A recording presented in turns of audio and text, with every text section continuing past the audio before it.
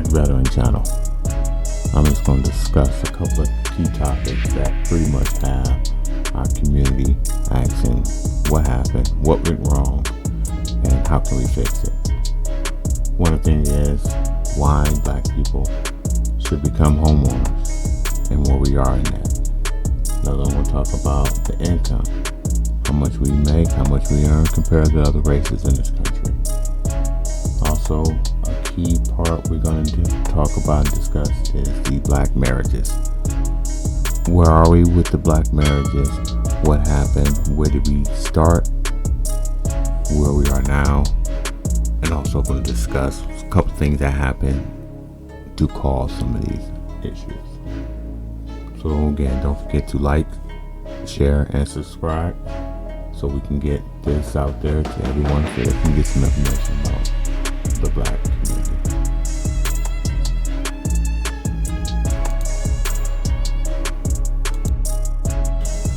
Now, there are several reasons why you should become a homeowner.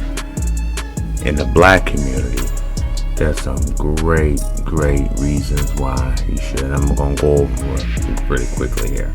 One of the reasons is building equity. As a homeowner, you have the ability to build equity over time. As you pay off your mortgage, this can be valuable, help build that wealth in the long term. Tax benefits. Owning your own home can create and provide tax benefits such as being able to deduct mortgage interest, property tax from your income taxes. Sense of community. Owning a home can provide a sense of community as it belongs to you, and you are able to plant roots down in your neighborhood and become part of the community to give back and help shape it the way you want it to shape it. It also has an investment. You can buy your home or other homes, and it can be seen as a long-term investment, as in most cases property value often appreciate over time. You can personalize and control, decorate, renovate. You can make the home your own. Now, those are some reasons that you should become homeowners, but let's take a deeper dive into some of these things. Now, one of the things is that building equity portion. Now, as a homeowner, you have the ability, as I mentioned, to build equity by paying down a mortgage. And by paying down the mortgage, the value of your home in most cases increases. So you owe less, the value is more. That's that equity piece there. Now, as you make your mortgage payments, things can come up. You can deduct that when you mention the tax of a valuable. This can be a very valuable asset. Most times in most years, the value of the home goes up as when you're paying down the mortgage. Case in point, I had an individual I helped some years ago, was in a home, paid about $74,000 for the home. 5-year time span, paid that 74 down to 45, and when they went to go sell their home, they sold it for over $175,000. It actually was $190,000 to be exact. So they owed 45 and sold it for $190,000 in just 5 years. So they made off of what they purchased. If you just want to go off the purchase price was 74. They made 190. So they sold it for 190. So they made they purchased it for 74,000. And they sold it for 190,000. So that's almost $120,000 profit that they made off of that. Now, if you was living in your house, renting for 5 years, how much would you have made once you left? I'll wait. Exactly. You may get your security deposit back, and that's about it. This is why becoming a homeowner is very crucial in the Black community, because they always want to say, we have no money, we have no wealth, we have nothing to pass down. But you do. if you start with the simpler thing, because everyone needs a place to live. So if you start with a place to live, that could start building up your wealth, building up the equity, building up a foundation that was ripped from us years ago. Now, when we talk about that rip for us, we can talk about some things that some people don't want to go into. One of the things is, back in, let's say, 1960. Around 1960, the homeownership rate for black individuals was right about 36%. You heard that right, 36%. Now, think about what's going on in the 60s. Segregation, a lot of protest, fighting for rights, fighting for equal rights. But we got 36%. And right now, we're looking at a 42%. So, explain to me what went wrong there. We got the equal rights. We got the way you can go in and work for any employer. The segregation is over. So how did we only grow 6%? 6% from 1960 to 2022. Does that sound like a fight? Does that sound like we're achieving? Does that sound like we're making these big moves? But you see on TV and videos, and they put us out there all over the place that we're doing all these big things. But are we really? How we only grow 6%? And we've been here since the country began. Is it something that somebody's keeping us down, or is it something within ourselves that we don't see the value of owning a home? I wonder. When you look at other races, Asian community went from 30% to 60%. They doubled. You have, that's not even talking about the white community, because they always was up there. The lowest they were, you can go back in 1940, lowest they were is 42%. No, excuse me, 45%. That was in 1940. Of course, they built this country off of our backs. They created the rules. They created this stuff. So, yeah, they were always going to stay on top of me. If you created everything and you made the laws and you bent it to what you want, you should be on top. And this is the funny part. You have white people say, well, I didn't do anything. I wasn't discriminating. I wasn't even born there. And I'm still poor. If my people made the rules for me and I'm poor, oh my God, you're a failure. I'm just being honest. Unless something is seriously wrong with you, physically or mentally, you need real help that way. If you're an able-bodied person and the rules was made to benefit you and you still poor, I mean, that's that entitlement. You can teach a person to fish, or you can give them a fish. They was given so much stuff, they don't even have to work for it, and they still failing. So no, that's not a comparison. I hate when I hear that. So let's move on from there. So that's one of the things that I definitely want to get into individuals. That yes, it's not just on us. Things did happen to us. I give you that, and I'm with you there. But it's once you realize that, and those barriers are, what everyone says, is removed. On paper, they're removed, so know the law. You need to actively do things to fix it. If your credit ain't right, learn about it and fix it. Pay somebody to fix it.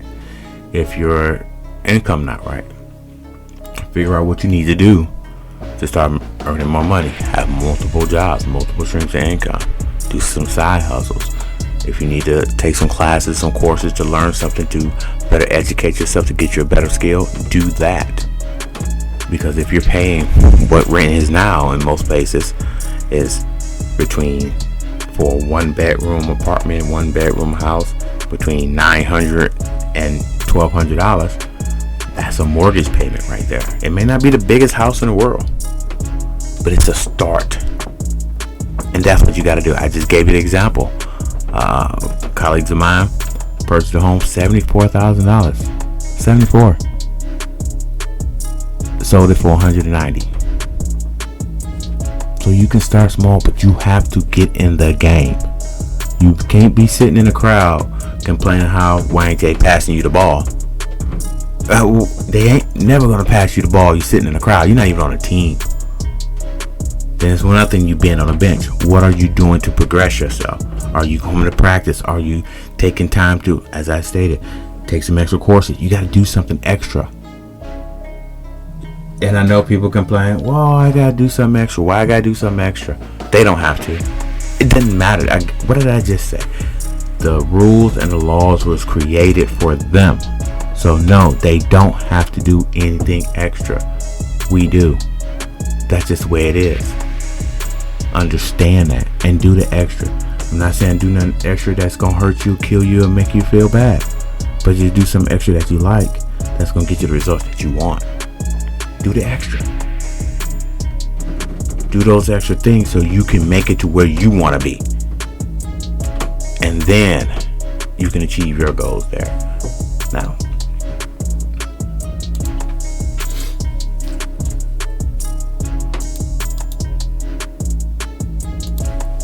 Now, moving on, one of the things I mentioned was the tax benefits. There's a lot of different things that people may not understand. When you're renting, not much tax benefits there. You're renting. It's not your home. You don't own it. But when you do own, you can deduct the mortgage interest, the property tax. You also can deduct things as far as if you put in a new roof that's supposed to help with the heating or cooling of your home installations. When it comes down to the windows, if you put some energy efficient windows, water heater, furnace, things like that, you can help once again with lowering your tax burden. I know people always say, oh man, I pay all this money in tax, or how the rich get away with not paying tax, stuff like that. Well, that's one way that they get over it, because they understand the tax laws. Whether they add or hire a tax accountant, whether they study it themselves, they know the tax laws. It's not what they call avoiding taxes, but it's called understanding and knowing the rules and knowing the laws. Again, they make them, they put them in there. So if they're voting for ways to understand the laws and the tax laws, that's what they go by. Again, you have to know the rules of the game while you're playing it. Because right now we're playing a game. If you're in the United States and you have some type of job or anything, you are playing a game. You're in there. But in this case, you don't even know the rules. So you're wondering why they keep able to make threes, and you know there's a 3-point line. Just imagine playing basketball. Just imagine playing basketball, right? And you didn't know about 3-point shot. And you see they keep making this 3-point shot. They're getting 3 points, and you just keep getting 2. You're like, man, why they so ahead? What's going on? You didn't know because you didn't even take the time to understand it or learn it. And sometimes some of it is not our fault. I mean, let me rephrase that. Yes, it is not necessarily your fault, but it's your responsibility. Once you become an adult and once you start paying these taxes, it's your responsibility to try to understand it. So I'm not trying to bash anyone, put anybody down, but I'm just giving you some things that you or could help you in the future. And that's all I'm trying to do here, is to get us to understand that we're on this planet, and as long as you're on this planet, as long as you're black, there are things that we have to do to understand it. Sometimes maybe our parents didn't know, maybe our friends and family don't know, but the information is out there. It's out there. Everything's out there. They're not keeping things from us. These basic things. Let's not go into the secret things. Those high-tech things that's above normal information or normal Freedom of Information Act. I'm not even going there. I'm not even talking about that. I'm just talking about the everyday type things. The information is out there. So it's up to us to try to find that information. Another thing is the sense of community.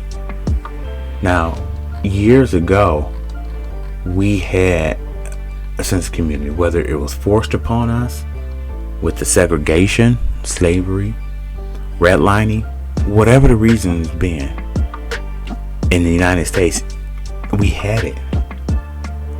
You know the story when you was young, growing up, and say, hey, if I got in trouble, the neighbor whooped my butt. The next door neighbor would, or my friend's mother or father would. Then when I get home, I'm gonna get it again. It was a sense of community because you owned it. You was invested in that neighborhood.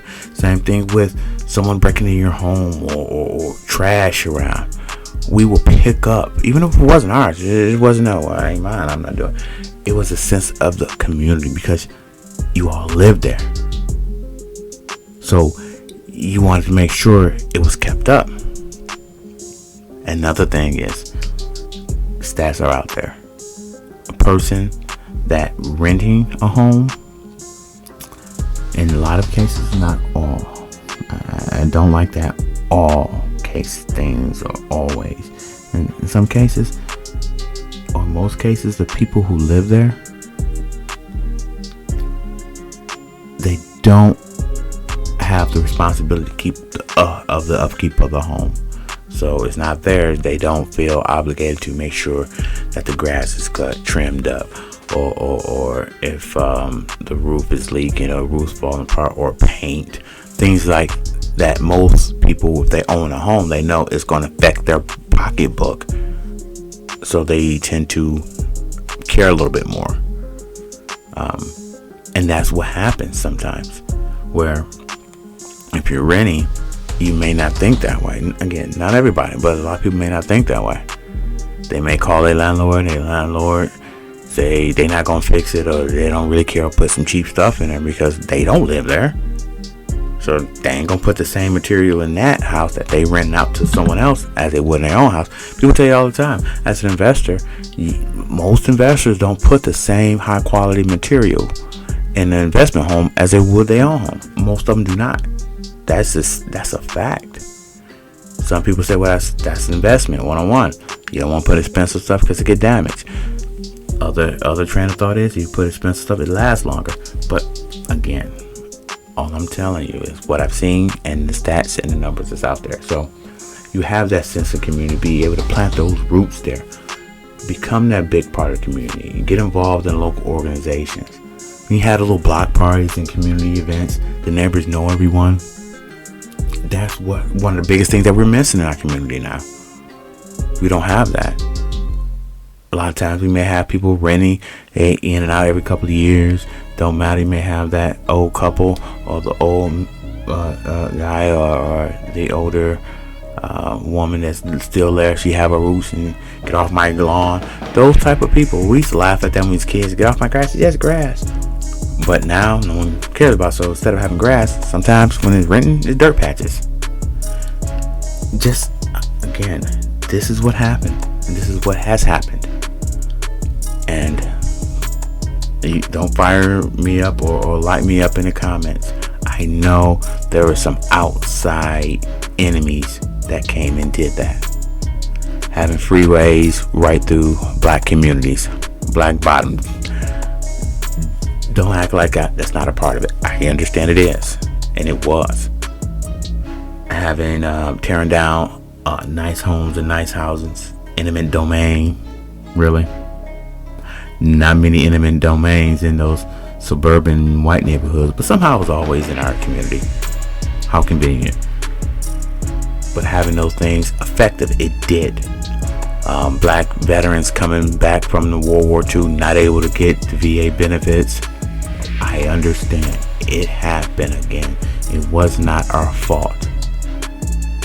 But it is our responsibility now that we know. 2023, we know this stuff now. It's out there, it's in history books. We know this. Where you had black people used to have white members or white friends or white business partners, whoever, buy homes for them, get loans in their names. Straw buyers, somehow that became illegal. Wonder why? Because again, they wouldn't sell to black people, but they sell to them. We understand the reason why it was happening. Does it still happen now? I would be a liar if I said it didn't. Do it happen as much, or is it overt? No, it's more covert now. We understand this, we know this, but to sit back and say, well, all this stuff is happening, I'm not going to do nothing about it, that is a problem. That is a problem. You're just going to suffer, and it's going to pass down generation to generation to generation. No, we're not going to do that this time.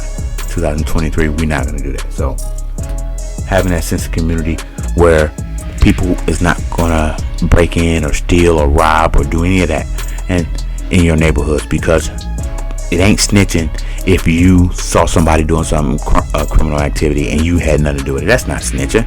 Snitching is you riding with that fool, you get caught, they got away, and you gonna tell on them. That's snitching. And I'm a law-abiding citizen, and I see somebody breaking into somebody's house, and I go and call the police or go tell or whatever. That's not snitching. So that's another thing. And when you are a homeowner, your mindset is different because you have that ownership.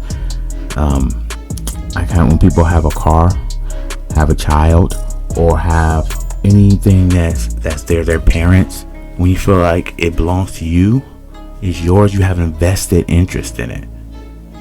So you want to protect that. And when you see something happen to somebody else, you understand they have a vested interest too. So you understand that and you're ready to help out more. That's a big part of what's missing in our community now. So that's why being a homeowner helps that.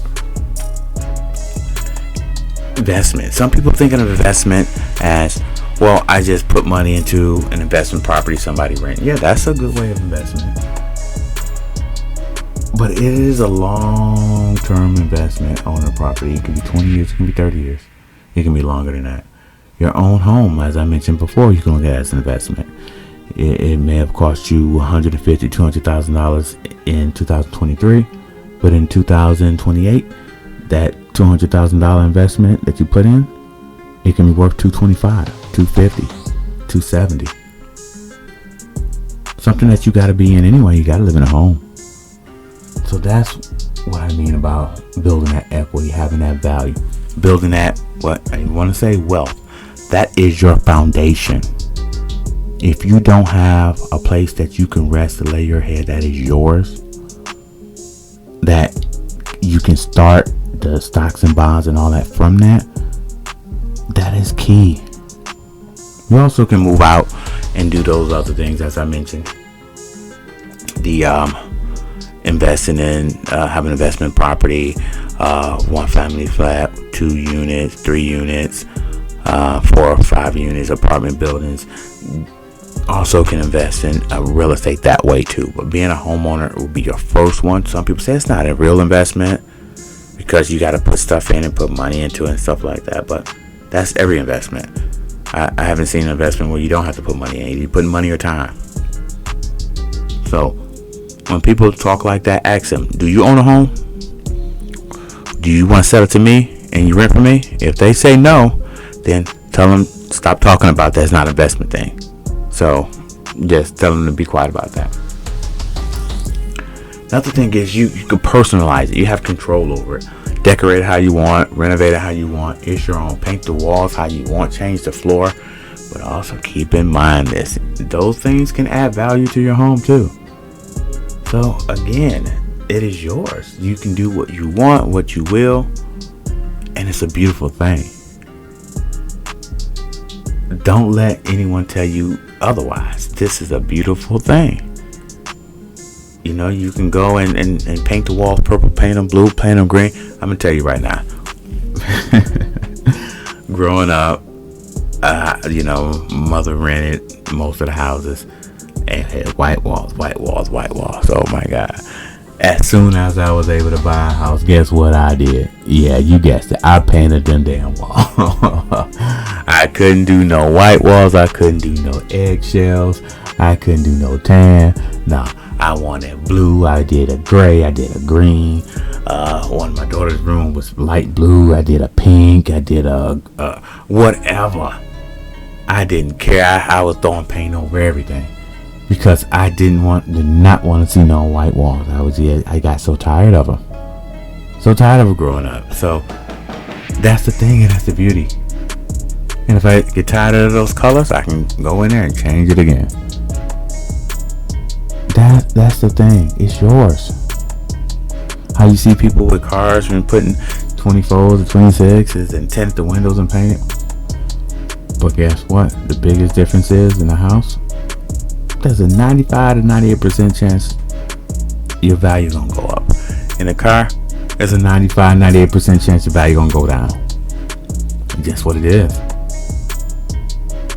So that's the thing you got to look at and consider it. And then it's yours.